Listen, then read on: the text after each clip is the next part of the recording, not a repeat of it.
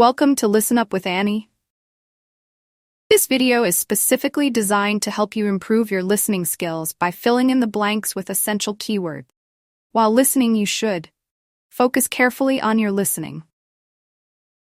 Have a notebook and pencil ready to make your practice more effective.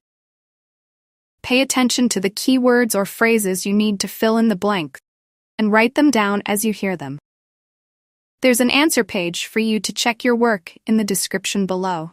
Now let's get started. For my presentation today, I'm going to talk about the Keiji Fields in the northwest of Ireland, one of the largest Neolithic sites in the world. I recently visited this site and observed the work that is currently being done by a team of archaeologists there. The site was first discovered in the 1930s by a local teacher, Patrick Caulfield. He noticed that when local people were digging in the bog, they were constantly hitting against what seemed to be rows of stones.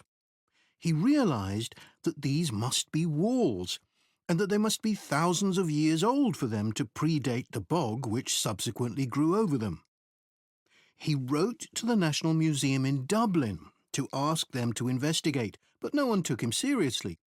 It wasn't until 40 years later, when Patrick Caulfield's son, Seamus, who had become an archaeologist by then, began to explore further.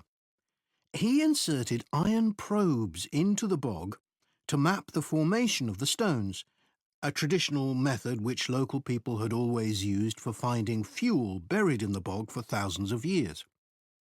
Carbon dating later proved that the site was over 5,000 years old and was the largest Neolithic site in Ireland.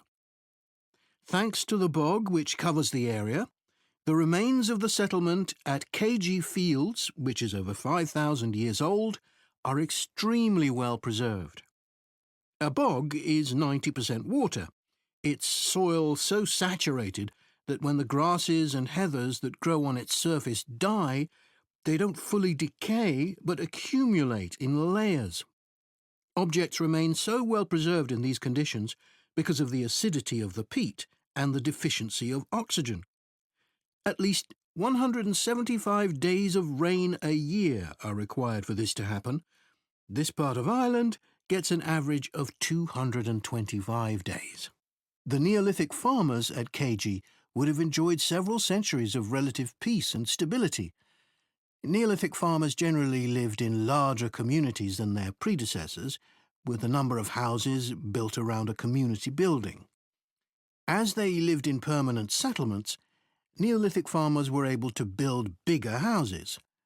These weren't round, as people often assume, but rectangular, with a small hole in the roof that allowed smoke to escape. This is one of many innovations and indicates that the Neolithic farmers were the first people to cook indoors. Another new technology that Neolithic settlers brought to Ireland was pottery. Fragments of Neolithic pots have been found in Keiji and elsewhere in Ireland. The pots were used for many things, as well as for storing food.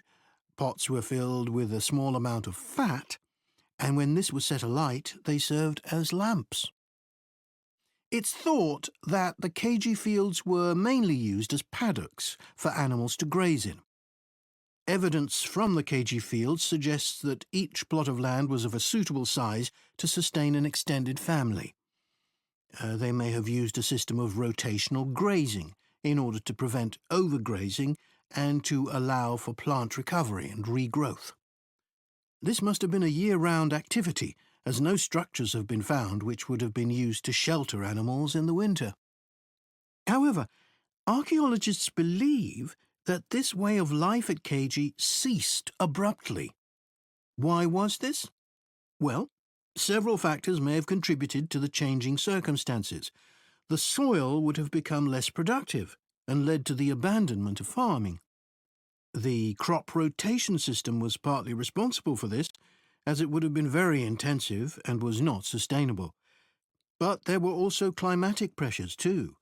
The farmers at Keiji would have enjoyed a relatively dry period, but this began to change, and the conditions became wetter as there was a lot more rain. It was these conditions that encouraged the bog to form over the area which survives today.